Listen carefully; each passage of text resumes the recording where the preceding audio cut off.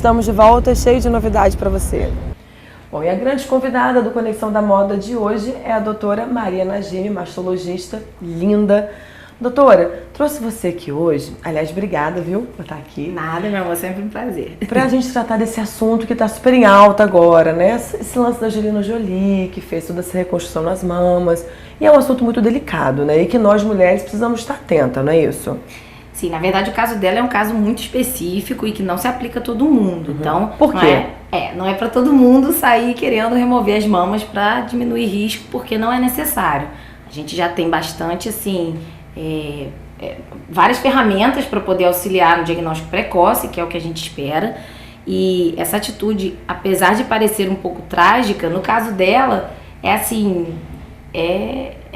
teoricamente teria uma indicação bem plausível. Porque ela tem o gene que é realmente bem cancerígeno, né? Na verdade, o gene BRCA, que é o que a gente conhece hoje em dia, tem outros que a gente ainda não conhece, óbvio, mas ele tem um percentual grande de chance full life, né? Ou seja, a paciente vai desenvolver quase que 80% das vezes câncer de mama no decorrer da vida dela. Então, em algumas pacientes que são sabidamente portadoras dessa mutação genética, elas são aconselhadas, ou na verdade o certo é a paciente estar procurando o médico para procurar informações, e os protocolos, assim, pelo menos nas universidades americanas, são que a paciente tem que manifestar a vontade de fazer essa cirurgia e a gente tem que aconselhar ela a procurar um psicólogo e entre outras coisas.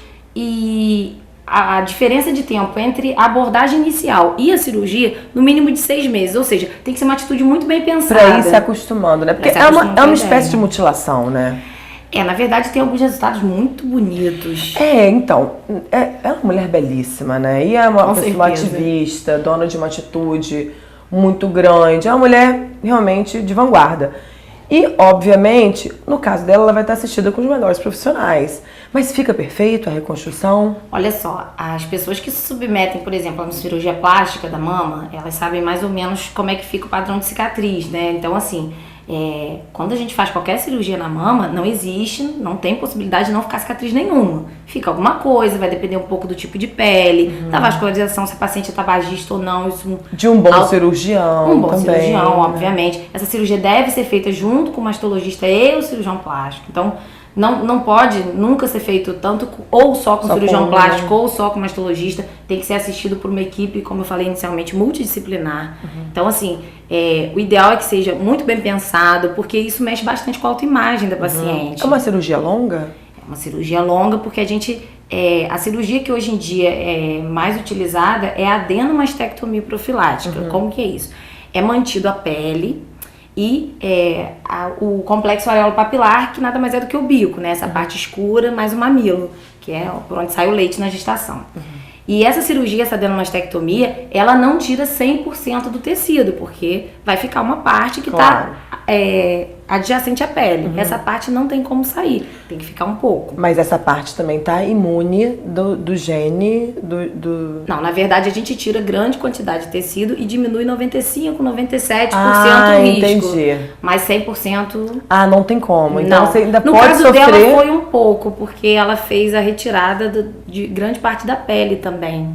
Nossa, gente... A cirurgia dela foi um pouco mais complicada, porque ela fez uma preservação de mamilo. Então, assim, não é a técnica mais utilizada. Aí a gente não sabe exatamente qual foi o caso, mas... até por conta de imprensa também, né? Talvez eles não... Acho que eles não passaram tudo. E, por exemplo, ela descreve que a cirurgia dela foi feita em 2 etapas. A adenomastectomia, que é a mais usada, ela é feita em uma etapa só. A gente retira... Ou seja, meio contraditório, né? Então por isso que eu acho que foi uma técnica diferente. Talvez ela tenha feito mastectomia mesmo. Eu acho que ela fez mastectomia mesmo. Agora, bilateral, uma coisa é inegável, né? Essa mulher é uma mulher, sim, inalcançável, padrão de beleza, né? No trabalho, mãe. E eu acho que essa atitude chocou muito assim, as pessoas, né? Não a ponto de chocar das pessoas ficarem... Mas eu acho que de ficar intrigada, de falar, nossa, como que uma mulher tão linda, né? Tão bonita, tão engajada, poderia ter uma possibilidade de ficar doente no futuro, né? E de maneira tão, sei lá, de repente... dona de si, cortar o mal pela raiz, né? Na verdade, isso é uma atitude muito, assim, drástica, né? Sim. Mas eu não sei. ela sendo testada e tendo gene, a mãe, ela acompanhou o histórico da mãe com câncer, faleceu nova.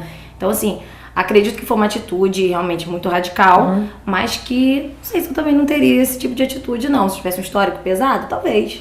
E engraçado, né? Porque esse exame que ela fez é um exame, é alcançável financeiramente ou é muito caro? Como funciona? Na verdade, assim, esse gene que ela tem a translocação, né? Ele é, teoricamente, um dos genes que trazem um risco aumentado de câncer de mama. Não existe só esse gene. Então, para fazer, teoricamente, a gente tem que fazer uma sequência genética da paciente. E nessa sequência genética, estudar todos os genes conhecidos. Não é um teste barato. Então, ele fica em torno de uns $5.000.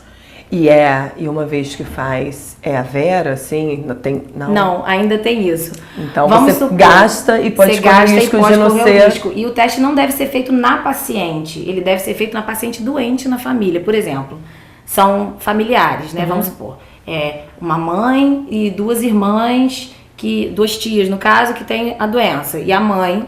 Você testa, na verdade, a tia. Uma pessoa que já teve a doença e venceu? Exato. Você testa nessa pessoa. Que já teve e venceu a doença. Isso. Ou tá brigando ainda contra a doença. Tanto faz. Você deve testar na pessoa que manifestou a doença ou que está manifestando a doença. Se vier positivo, aí você testa nas outras mulheres. Ah, é assim que funciona. É assim que funciona. É um pouco diferente, na verdade. Mas aí uma vez que você Ela testou porque ela sabia que a mãe era portadora de mutação. Mas aí uma vez que ela pagou esses $5.000 pra testar, vamos supor, na mãe, paga de novo nela? Ah, provavelmente. Ai, gente, então... Na verdade, isso tudo é protocolo de estudo. Sim. A gente ainda não tem uma coisa muito bem elaborada para uma coisa comercial. E no Brasil isso é feito, né? É feito, mas em grandes universidades, em caráter, obviamente, de pesquisa, em protocolo de pesquisa. A gente ainda não tem, assim, uma testagem liberada e de apelo comercial, entendeu? Mas eu acho que, assim, de acordo do poder aquisitivo do paciente, né, e da necessidade, realmente tudo é possível, né? Sim, mas o teste negativo também não tira o risco.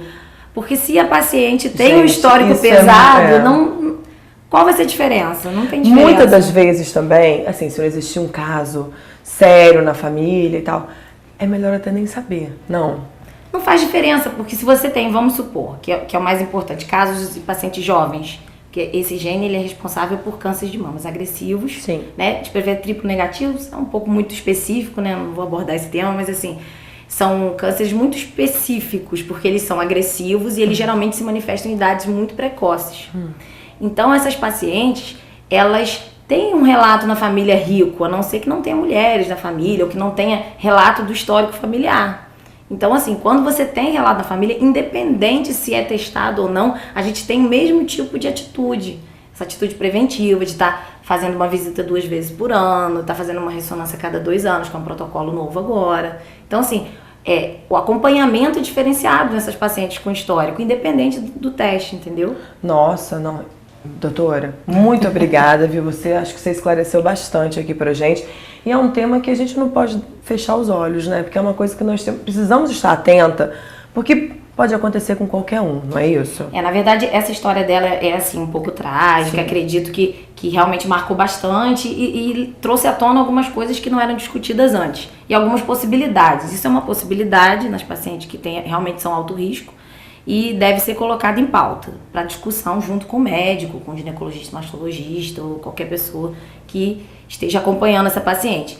Mas, assim, o mais importante é frisar e deixar sempre muito bem descrito é que a paciente precisa, na verdade, conhecer o histórico familiar, saber se ela realmente tem esse risco aumentado, para procurar um profissional que faça esse tipo de acompanhamento.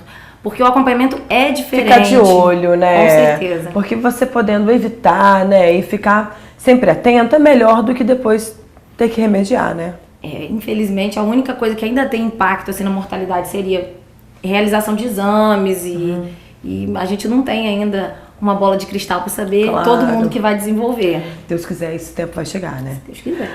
Querida, obrigada pelas suas palavras e pelo seu conhecimento.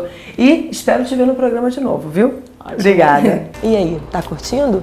Então fique com a gente que tem muito mais.